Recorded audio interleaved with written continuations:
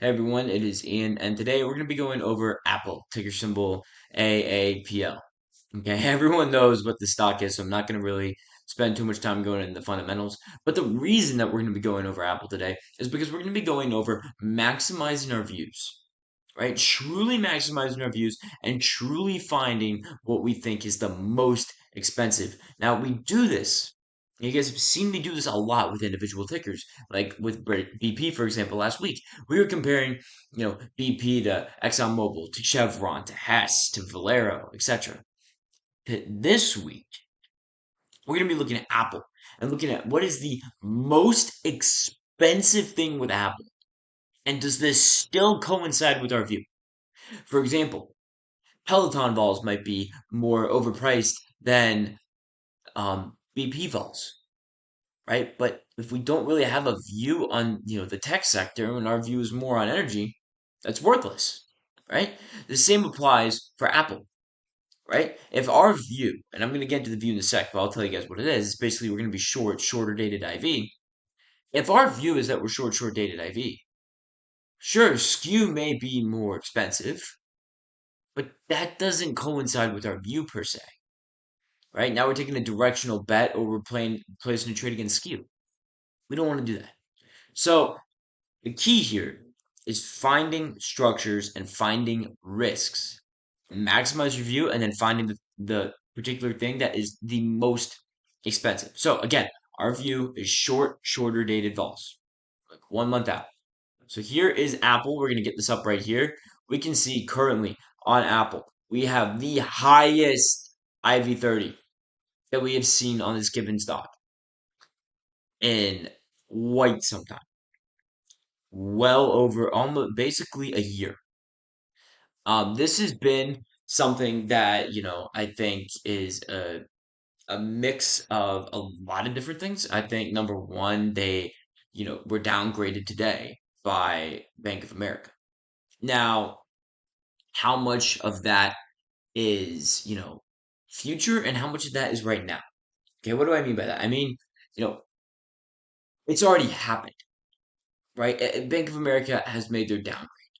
Okay, it's not like just because Bank of America makes their downgrade, it means the JP Morgan, Morgan Stanley, Citigroup, etc., are all going to fall right behind a downgrade. That's not how it works. So the events happened, it's over, and it's led to an extensive pop in IV. Now, for me, I think that this is particularly expensive. Here's why. Apple is essentially the market, right? So the markets tend to move excessively when tend to move excessively around FOMC meetings. Now, is there going to be an FOMC in here? Yes.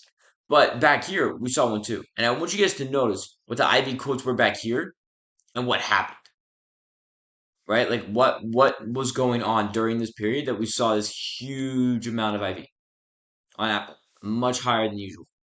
It took realized volatility to hit almost 50 to get Apple here. Now we have realized volatility right around 34, 35 mark, and look at where that was before, and look at where IV was at its peak. It hit 40. This time around we're pushing 45. We can see truly if this is expensive using the relative value tab.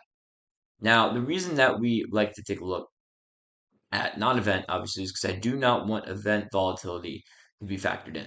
And our assumption is correct. Apple non-event implied volatility for the next 30 days is relative to its realized volatility for the past 30 days is significantly overpriced. It's at the top of its range in terms of its mean reversion pattern. Typically, we can expect this to get down either into the range of 0.94, and we can actually expect this to get down all the way down in some cases to around 0.6. Now, obviously, again, we're getting the closer that you are to expiration, we're going to be more short gamma, right? We're going to be more exposed to gamma, the day-to-day moves. So what we're saying is that this implied volatility for the next 30 days does not really make sense, given the realized volatility that we have seen.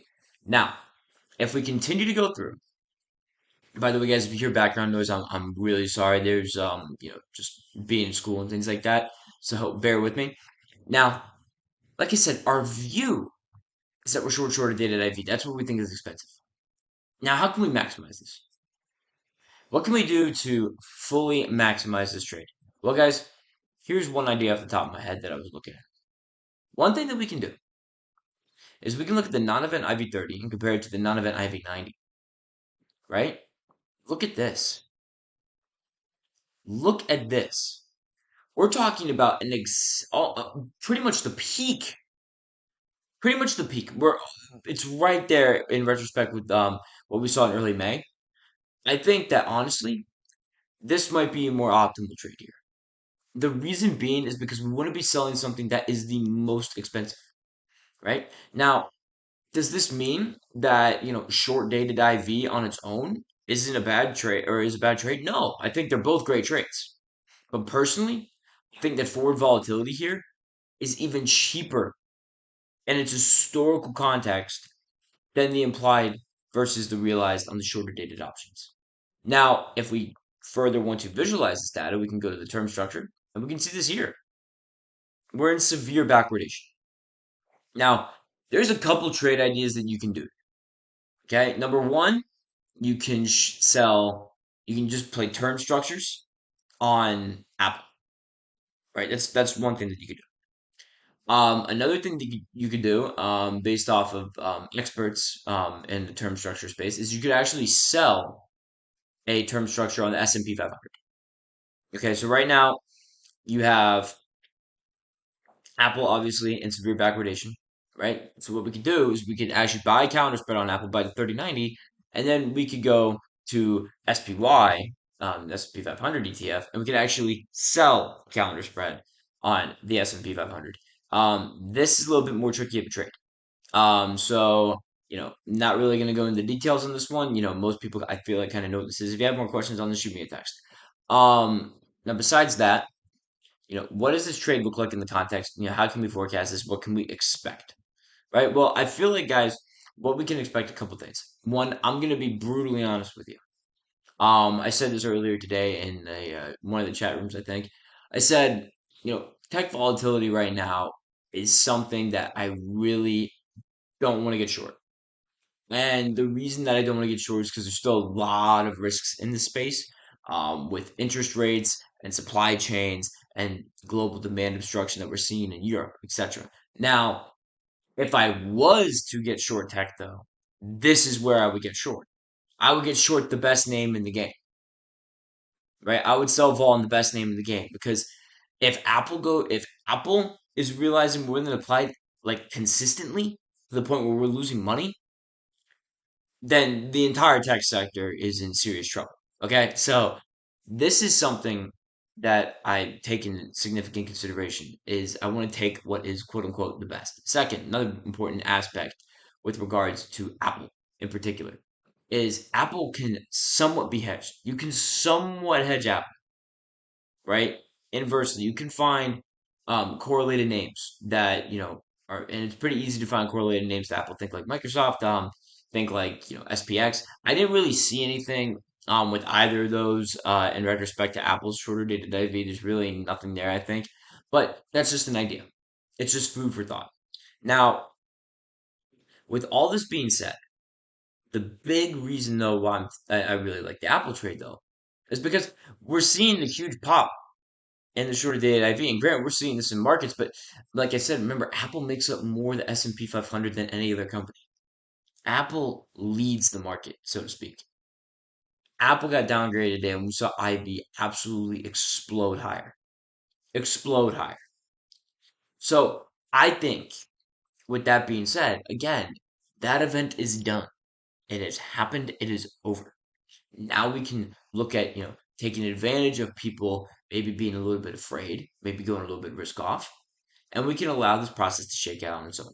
So the two positions, like I said, the calendar spread, which would be the December 16th options, you go long on those in this example, and then you would sell the October 21st options. Now that is option number one, or of course you can sell a straddle. Now I'm using Thinkorswim to do this. I'm pretty sure there's something in Interactive Brokers as well that you can use to kind of see how your position would shake out over time. Now, Someone actually asked me last time, when I'm plugging these inputs in here on the right side, so the volatility forecasts, like what I expect in the future to see how it plays out in my P&L graph. Guys, I'm just using the predicting off terminal. That so basically you would go in here, right? And we would look at Apple and we would see the forecast volatility for the next 30 days is 37. So that would be what we would plug into here, right? So we would do, like we'll go minus 4 point, yeah, 4.5. Oh, whoops. I gotta actually look at what I'm doing. Whoops. To do minus 5. Okay. Oh, no, 6. It's been a long day, guys. Yeah, it's been a long day. So you can see here that this, if Apple didn't do anything and Ivy just came in on its own, we should expect somewhere around $158 in P&L per bet on a short straddle, right? On the calendar spread, right? If we saw this term structure, drop back a bit, give in a bit, right? The spread that is, and we saw a drop down to 37, right? Right here. Okay, we would expect around $70 if nothing happened to the back. If nothing happened, which obviously there's probably going to be something that's going to happen to the back month. To be brutally honest with you, I mean, obviously through time, let me just get rid of realized volatility here so you guys can kind of see this. Historically, what we can walk away from with Apple is that as shorter dated IV goes up, longer dated IV goes up as well. So IV 90 is also pretty expensive. Remember, that's really not what we're really getting at here. What we're getting at is this is a lot more expensive than this, right? So these are a couple of ideas. Um, just want to go over them with you guys and see, what everyone's thoughts were. If you guys have any questions, feel free to shoot me a message in the Discord. And that's really all I have for you guys today. So take care. Happy trading.